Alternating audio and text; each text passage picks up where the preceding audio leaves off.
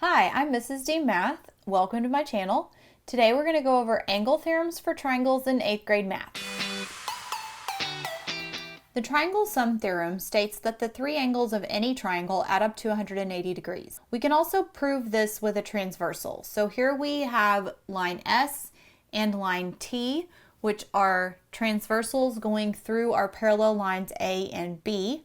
I've indicated the interior angles of the triangle to be 1, 2, and 3, so those would add up to 180 degrees. And then if you notice 4 and 5 are outside of the triangle, but they are still part of our transversal and our parallel line. So I do also know that 1, 4, and 5 are going to add up to 180 degrees because I know that this line also equals 180 degrees. So I can look at this picture and I can tell that angle 4 and angle 2 are equivalent because they are alternate interior angles. And if you missed the last video, we did go over that. You can catch that link below.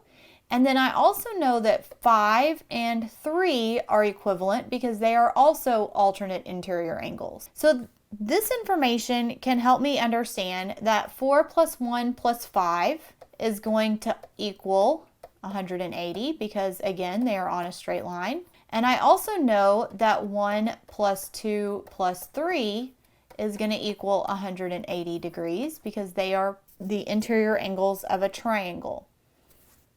So with our angle theorems for triangles, an interior angle is formed by two sides of the triangle. And you see here I have a triangle and the bottom line does extend beyond the triangle itself. So I know the interior angle is formed by two sides of the triangle. So my interior angles are going to be 1, 2, and 3. They are all interior angles of the triangle. They all have two sides of that triangle forming the angle. An exterior angle is formed by one side of the triangle and the extension. So angle 4 is going to be my exterior angle. The remote interior angle is an interior angle not adjacent to the exterior angle. So that means it's not going to be touching the exterior angle. So my remote interior angles are 1 and 2.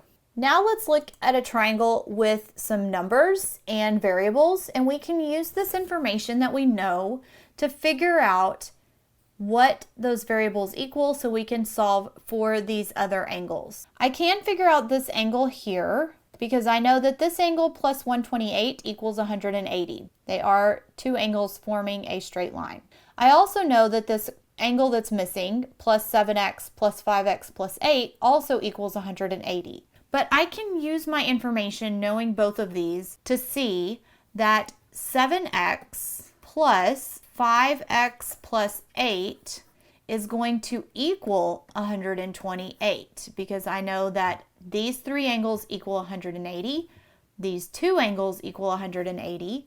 Therefore, the two angles that I have been given in the triangle are going to equal that exterior angle. So let's use algebra and solve our equation. We can combine like terms. I know 7x and 5x can be added together. Then I'm left with plus 8 equals 128. Then I'm going to solve first by moving my constant, subtracting 8 from both sides. So now I'm left with 12x equals 120. My last step is to divide both sides by 12. So x equals 10. Then I can go back and take that information and plug it in for x to solve for both of my angles. So I know that 7 times 10 gives me 70 degrees. And I know that 5 times 10 is 50 plus 8 is going to give me 58 degrees. And then I can also solve for this angle by subtracting 128 from 180. So this angle equals 52 degrees. So we could have also worked backwards and found our angle 52 degrees first and then added these three angles together, 7x plus 5x plus 8 plus 52 to equal 180. But that would be an extra step, but it is a little faster to solve knowing that the remote interior angles are added together to equal our exterior angle. Thanks for joining me today in Angle Theorems for Triangles in 8th grade math. I'm Mrs. D Math. I hope you have a great day. Bye.